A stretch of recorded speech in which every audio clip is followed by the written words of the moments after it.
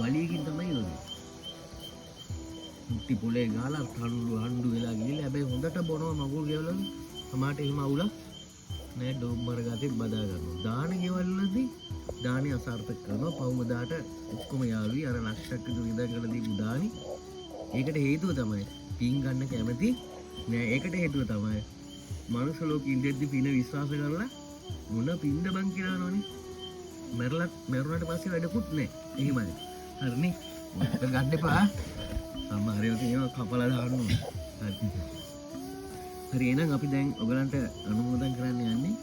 ඔයගලන් අපි ඔක්කොම හැමෝම එකතු වෙලා මේ සෑරාජානන් වහන්සේ නමක් බුදුරජාණන් වහන්සේ වෙනුවෙන් ඉදි කරන්න මේ රාත්‍රියේ ඔයගලන් මේ සෑය ගානක් විහිසුණා. ඊට පස්සේ ආහාර හදාගෙන ඇවිල්ලා සෑය හදන අයට ඒ ආහාර ලබා දුන්නා. පින්තුණී මේ සම්මා සම්බුදුරජාණන් වහන්සේ නමක් වෙනුවෙන් සෑයකට අත තියන්න මේ ජීවිතේ විතරක් කරපු කුසලයකට බෑ.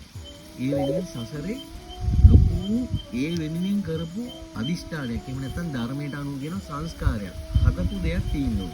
එහෙම නැතුව හැමෝටම බෑ. උදාහරණයක් විදිහට මම ඔයගලන්ට කිව්වොත් එහෙම මම නෙමෙයි අපි රහත් වෙලා නේ රහතන් වහන්සේ නම. ඒ කියන්නේ ඔයගලන්ට විශ්වාස කරන්න පුළුවන් ධර්මයේ කියන අපි ගමු ඒ කාලේ හිටපු කියලා රහතන් වහන්සේ නමක් ඔයගලන්ට මුණ ගැහිලා කිව්වොත් නිකන් හරි හිස් භූමියක් පෙන්නලා අපි හිමු දැන් ඔන්න අර පැත්ත කියලා නිකන් අන්න අර කැලෑව කියන්නේ අන්න අතන තවත් අවුරුදු 202කින් එහෙම නැත්නම් අවුරුදු 400කින් අවුරුදු 500කින් ලෝතුරා බුදු කෙනෙකුගේ ධාතුන් වහන්සේලා තැන්පත් වෙන සෑරාජානන් වහන්සේ නමක් ඉදි වෙනවා කියලා. එහෙම කිව්වොත් එහෙම එතකොට අවුරුදු 400 ගානක් 500 ගානක් කියන්නේ මමත් ඔබත් නේ තේරුණා. හැබැයි එහෙම කිව්වොත් එහෙම ඒ කියන්නේ රහතන් වහන්සේලා විඤ්ඤාලාභී උන්වහන්සේලාට අනාගතේ පේනවා. උන්වහන්සේලා අවබෝධ කරගත්ත ධර්මයේ හරි එහෙම කිව්වට පස්සේ කාට හරි හිතුනොත් තව අවුරුදු 500කින් හැදෙන්නේ කියලා හරියට මහලා කොතනද හැදෙන්නේ කියලා. ඒ කැලෑව තියෙන තැන පොඩ්ඩක් සුද්ධ කරලා අර චෛත්‍යය හැදෙනවා කිව්වේ තැන. තව අවුරුදු 500කින් 1000කින් වෙන්න පුළුවන්. ඔයගොල්ලන් මල් ටිකක් පූජා කරොත් අනිවාර්යයෙන්ම එතනදී විශාල කුසලයක් රැස් වෙනවා. දැන් මම මේක කියනකොට ඔයගලන්ට අලුත් කතාවක් වගේ වුණාට ඔයගලන් දන්නවද ඒක කරේ කවුද කියලා? මිහිඳු මහරහතන් වහන්සේ. මිහිඳු මහරහතන් වහන්සේ දවසක් දේවානම්පියතිස්ස රජතුමත් එක්ක ওই රුවන්වැලි මහා සෑයේ තියෙන භූමියට එතකොට කටු කැලෑවක් පිළිච මේ භූමිය එතනට වැඩම කරලා දේවානම්පියතිස්ස රජතුමාට කියනවා මේ සමම්පිච්ච මල් නිටි 8ක් ගන්න කියලා. සමම්පිච්ච මල් අරගෙන එදා දේවානම්පියතිස්ස රජතුමා මිහිඳු මහරහතන් වහන්සේත් එක්ක එතනට ගමන් කරද්දී කල්පනා කරන්නේ ඇයි මේ කොහෙද යන්නේ කියලා. එක තැනක නතර වෙලා කියනවා මහරජ මෙන්න මෙතනට මම මල් පූජා කරනවා. එතකොට මල් පූජා කරනකොට ඒ කියන්නේ රහතන් වහන්සේ නම. අනිත්‍ය හොඳට දන්න කෙනෙක්. හැබැයි ලෞතුරා බුදු කෙනෙකුගේ දෙයක් වෙනුවෙන් ඉදි වෙන්නත් ඉස්සලා තියෙන ශ්‍රද්ධාව දැන් අද කාලේ පින් කළා දෙන්නේ සංසාරය දෙනවා කියලා කියන්නේ. හැබැයි සසර නිමා කරපු රහතන් වහන්සේලා සසර හදන දේවල් කරන්නේ නැහැ.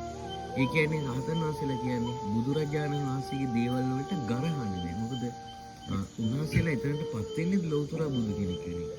එතකොට මේ ඒ සෑයට මල් පූජා කරනකොට තමයි ඒ භූමියට මල් පූජා කරනකොට තමයි දේවානම්පියතිස්ස රජතුමා දැනගන්නේ එතන කවදා හරි දවසක රුවන්වැලි මහා සෑය හැදෙනවා. එතකොට අහනවා ස්වාමීනි ඇයි මෙතන මේ මල් පූජා කරන්නේ කියලා. මේ හිස් ඉඩමන්නේ මේ කටු කැලෑවක්.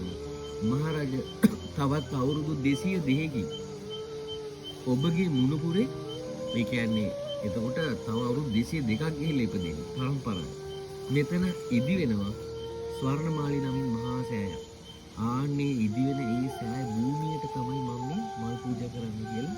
එතකොට තමයි දේවානම්පියතිස්ස රජතුමා කියන්නේ මේ ස්වාමීනි මම හදන්න දෙයි කියලා. ඔබට සහ මට ඒ සඳහා මොකද ඒ රජතුමාට ඒ වෙලේ ඒක කරන්න පුළුවන්.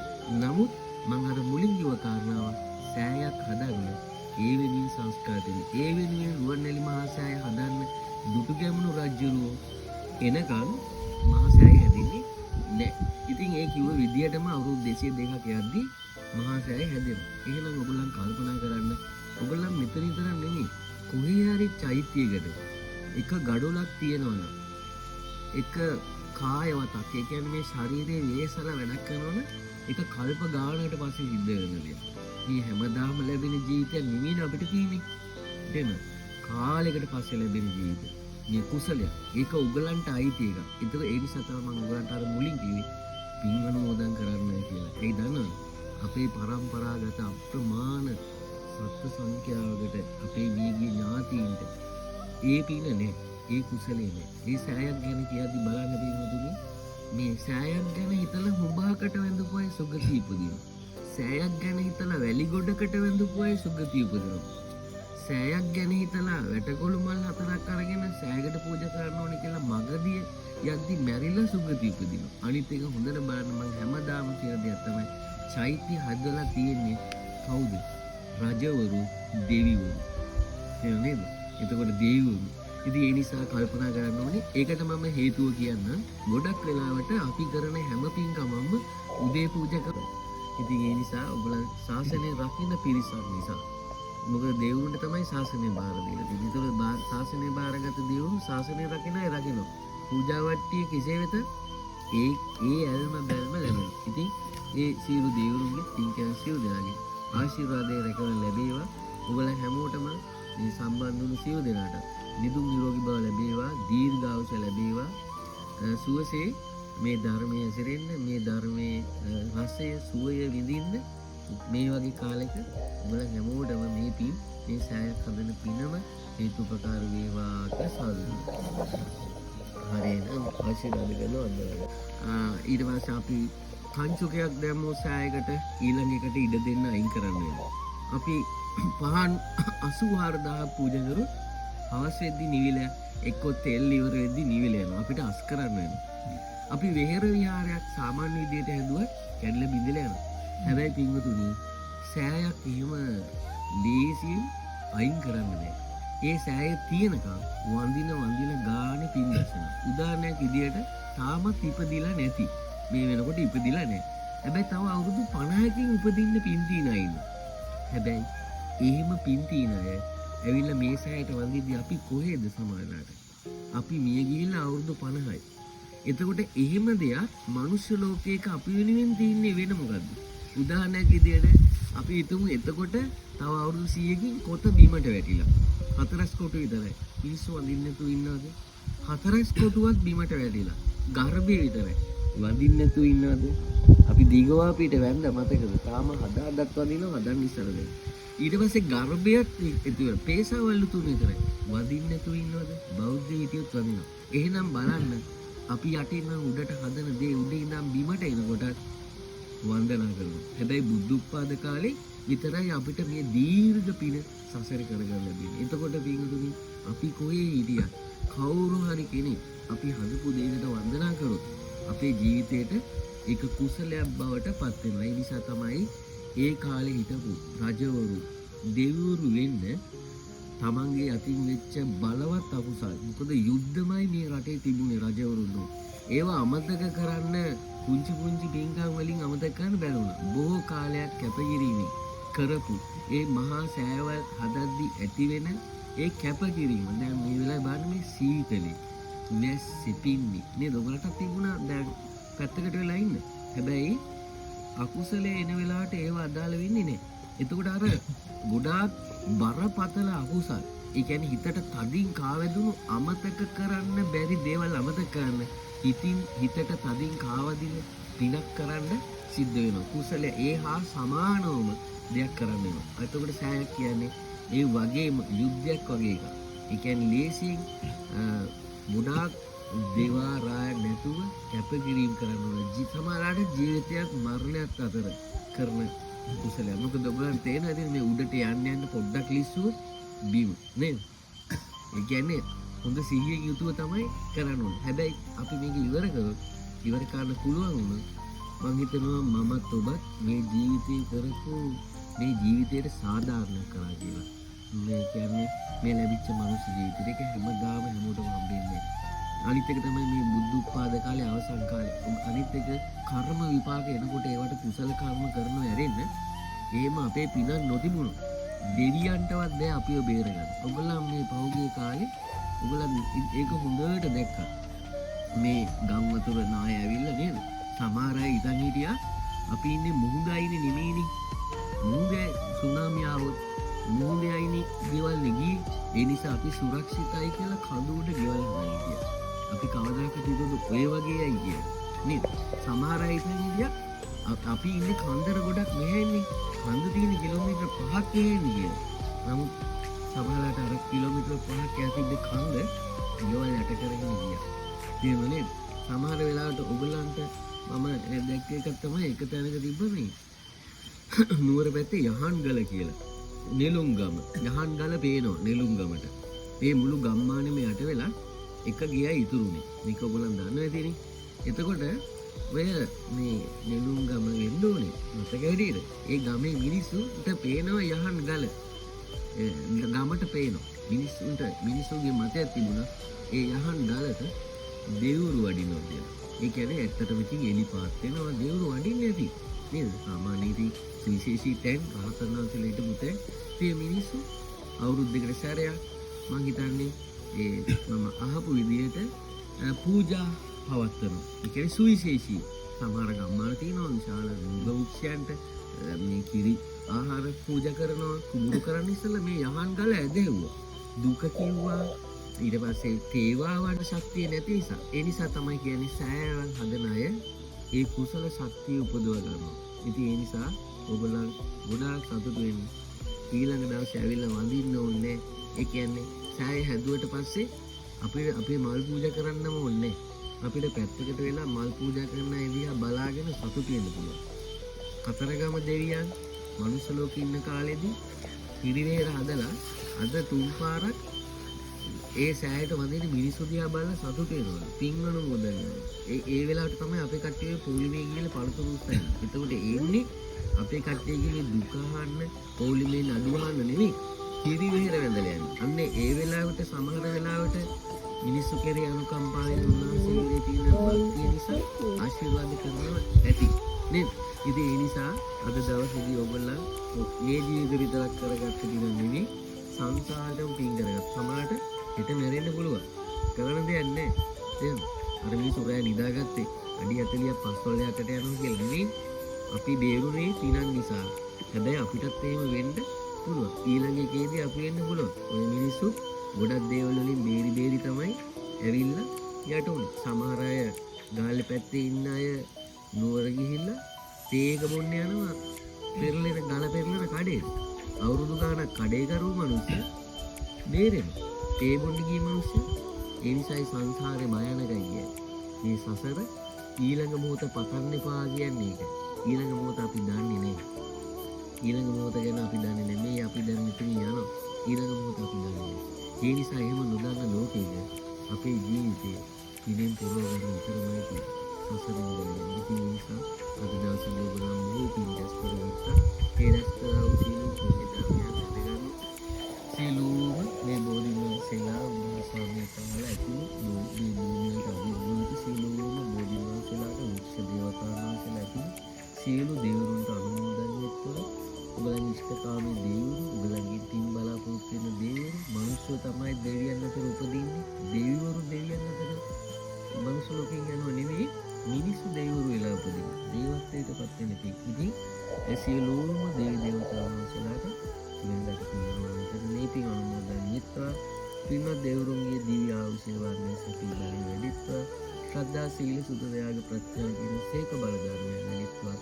ගෞතම බුදු සසුන තුල සසර දුකින් අත් මිදෙන්න මේ පින් උපකාර වේවා කියලා සාදු. ඒ වගේම මේ වෙලාවේදී ඔයගලන්ගේ දීගේ ඥාතින් සිහි කරගන්න.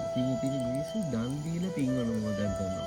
දැන් වඩලා විහෙර විහාර හදලා පින් අනුමෝදන් කරනවා. ශාසනයේ ඉඩකඩම් පූජා කරලා පින් අනුමෝදන් කරනවා. ඊළඟ මහා සෑ රජාණන්සේනම ඉදි කරලා තමන්ගේ අඳිගේ තමන් හදපු අම්මා තාත්තට තමන්ගේ සංසාරගත ඥාතීන්ට මේ පින් අනුමෝදන් කරනවා. සසරගත අය අතර ඔබ සුවිශේෂී කෙනෙක් බුද්ධ උත්පාද කාලේ. ඉතින් එහෙනම් මේ ජීවිතේ මුණ ගැහුණු අය සසරේ සියලුම දෙනාට මේ මනුස්ස ලෝකයට ඔබලන්ව ගේන්න යම් පිනකට කවුරු හරි සංසාරේ යොමු කරනවා. ආන්නේ අයට හැමෝටම මේ බුද්ධෝත්පාද කාලයක ඔබ ලබාගත්තු මේ වාසනාව තුලින් එවැනි බුදුරජාණන් වහන්සේ නමකට ඔබේ යටින් වෙච්ච මේ කුසලය ඒ සෑම කෙනෙක්ම ඔබට මතක් වෙන සීකරගෙන අනුමෝදන් වෙත්වා ඒ වගේම මේ දහසා මේ භූමියෙන් පින්බා බොත්ින්නවා නාගයක්ෂ මනුසම සියලු දෙනාට පින්කල් සියලු දෙනාට මේ පින් අනුමෝදන් වෙත්වා ආයුවන් සැබ්බල වැඩිත්වා සාපිතාසාදි දුක්ගිනියත් සංසිඳේවා සෝසී ධර්මයේ කෙරෙන මේ පින් උපකාර වේවා ආදී සාදු.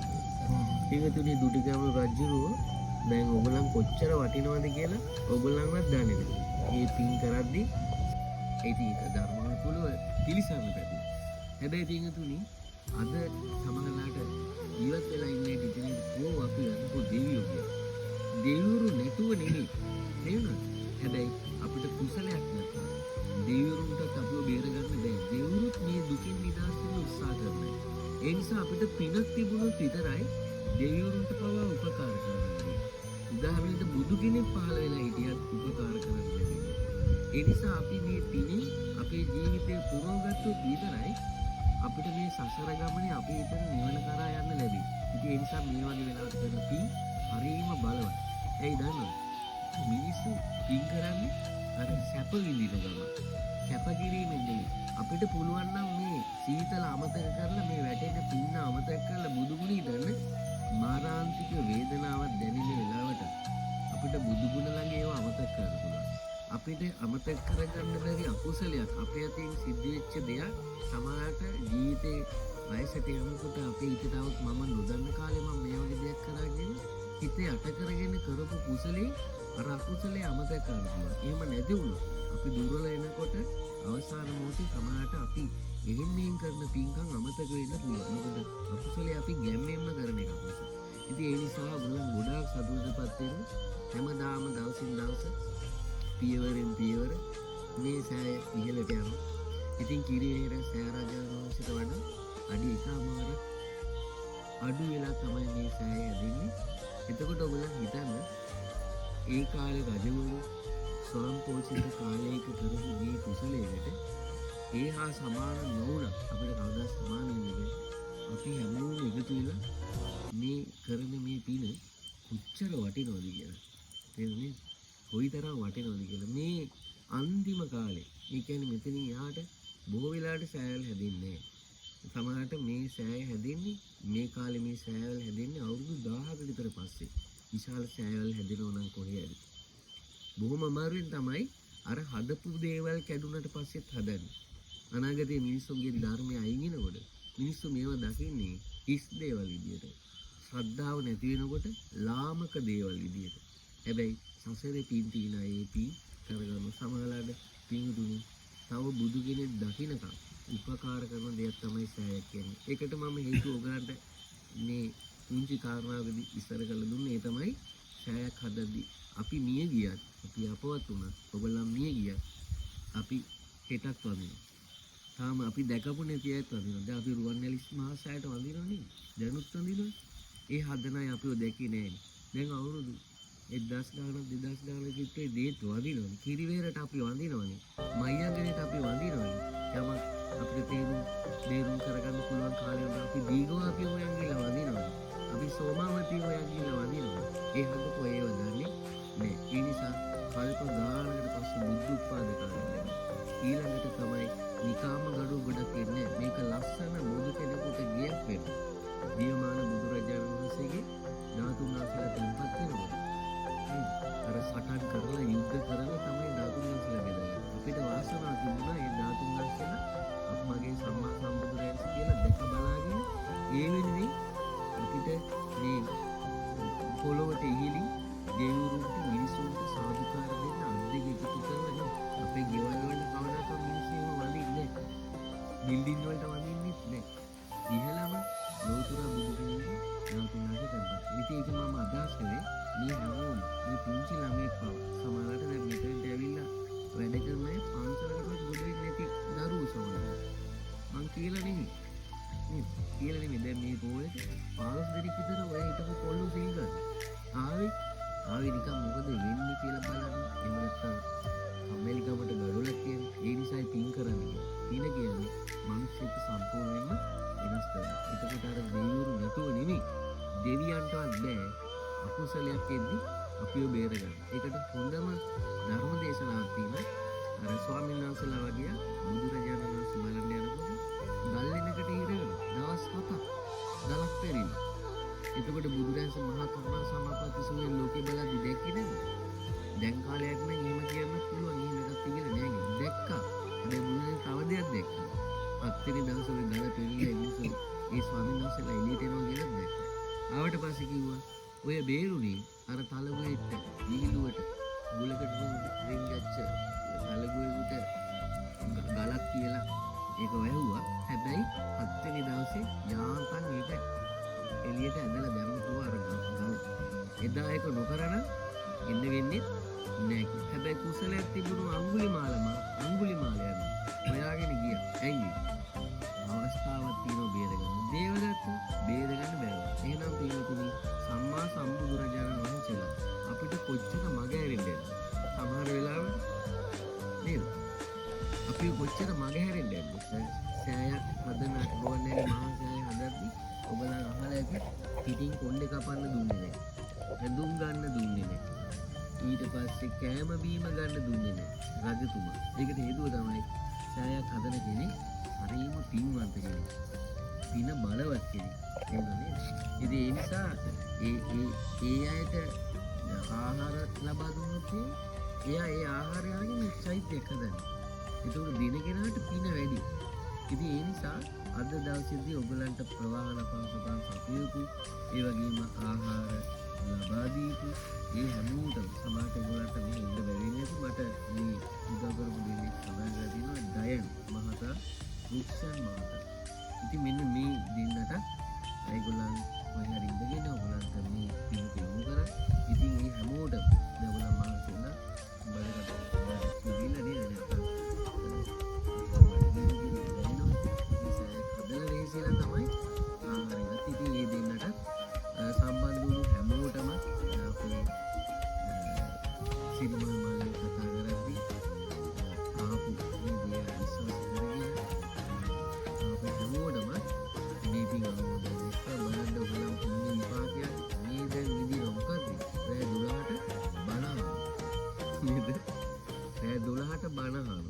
ඉතින් ඊට වඩා පිනක් තියනවද? ලෝකයේ අග්‍රදානෙ.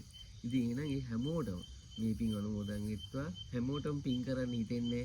හැබැයි ඔයගොල්ලන්ගේ ওই හිතෙන සිතුවිල්ල තව තවත් පෝෂණය වෙලා පින් කරනකොට ಗುಣධර්ම වැඩෙනවා. සංවේදී හිතක් හැදෙනවා. ඉවසන්න පුළුවන් හිතක් හැදෙනවා. ශ්‍රද්ධාව ඇති වෙනවා. එතකොට ඔයගොල්ලන්ගේ ජීවිත නිවන විතරක් නෙමෙයි. ඔයගොල්ලන්ගේ ජීවිත දියුණු වෙනවා. තේරෙනවද? ජීවිත සුරක්ෂිත වෙනවා. දෙවිවරු ඔයගොල්ලන්ව ආරක්ෂා කරනවා.